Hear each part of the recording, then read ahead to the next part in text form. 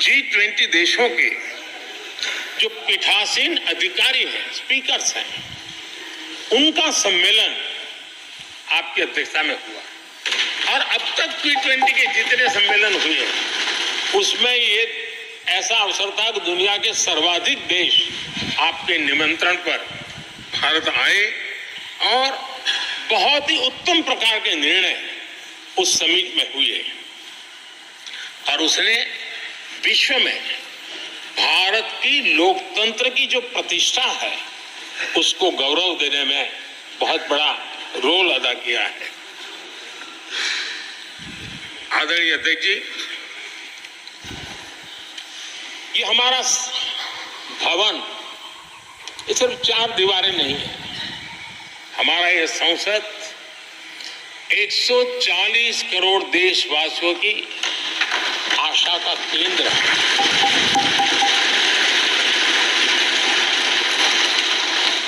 संसद की कार्यवाही, जवाबदेही और आचरण हमारे देशवासियों के मन में लोकतंत्र के प्रति जो उनकी निष्ठा है उसको और अधिक मजबूत बनाता है।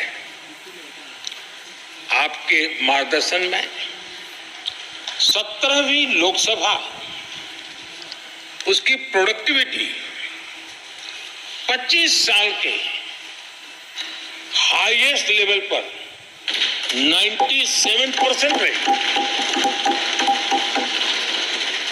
और इसके लिए सब माननीय सदस्य तो अभिनंदन के अधिकारी हैं, लेकिन आप विशेष अभिनंदन के अधिकारी हैं। कोरोना जैसे मुश्किल कालखंड में आपने हर सांसद से व्यक्तिगत फोन पर बात करके उनका हाल पूछा। कहीं किसी सांसद की बीमारी की खबर आई तो आपने सदन के अध्यक्ष के नाते व्यक्तिगत रूप से उसकी चिंता की और वो सभी दल के सांसदों से जब मुझे सुनने को मिलता था मुझे बड़ा गर्व होता था कि जैसे आप इस सदन के परिवार के मुखिया के रूप में उस कोरोना कालखंड में भी व्यक्तिगत चिंता करते थे। कोरोना काल में भी आपने सदन का काम रुकने नहीं दिया। सांसदों ने भी आपके हर सुझाव को सर आंखों पे चढ़ाया। किसी को ऊपर बैठने के लिए कहा तो वो वहां जाके बैठा, किसी को दूसरे जगह पे जाके बैठने के लिए कहा तो वो भी बैठा, लेकिन देश के काम को किसी ने रुकने नहीं दिया। लेकिन आपने ये जो फैसले किए उसका परिणाम है कि हम उस कठिन कालखंड में भी कार्य कर पाए। और एक खुशी की बात है कि कोरोना काल में सदन ने 170% प्रोडक्टिविटी, ये अपने आप में दुनिया के लिए एक बहुत बड़ी खबर है। आदरणीय अध्यक्ष जी, हम सब चाहते हैं कि सदन में आचरण, सदन के नियमों का पालन हम सब करें और आपने बड़े सटीक तरीके से, संतुलित तरीके और कभी कभी कठोरता के साथ भी फैसले लिए हैं। मैं जानता हूं कि ऐसे निर्णय आपको पीड़ा भी देते हैं, लेकिन सदन की गरिमा और व्यक्तिगत पीड़ा में आपने सदन की गरिमा को पसंद किया और सदन की परंपरा को बनाने का प्रयास किया। ये साहसपूर्ण काम के लिए भी आदरणीय अध्यक्ष जी आप अभिनंदन के अधिकारी हैं।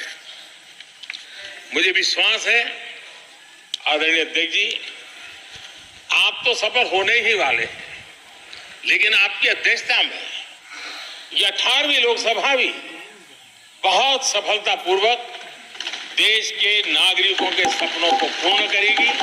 मैं फिर एक बार आपको इस महत्वपूर्ण दायित्व के लिए और देश को विकास की नई ऊंचाइयों पर ले जाने वाले इस सदन की अध्यक्षता के लिए हृदय से बहुत बहुत शुभकामनाएं देता हूं, बहुत बहुत बधाई देता हूं।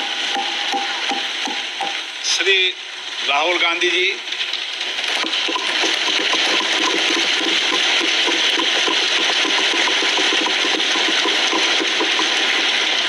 Speaker sir, I'd like to congratulate you for your successful election, for the second time that you have been elected. I'd like to congratulate you on behalf of the entire opposition, on behalf of the India Alliance. Speaker, sir, this House represents the voice of India's people. And you, Speaker, sir, are the final arbiter of that voice. Of course, the government has political power, but the opposition also represents the voice of India's people. And this time, the opposition represents significantly more voice of the Indian people than it did last time. Speaker, sir, the opposition would like to assist you in doing your work. We would like the House to function often and well. Speaker, sir, it is very important that cooperation happens on the basis of trust. It is very important that the voice of the opposition is allowed to be represented in this House.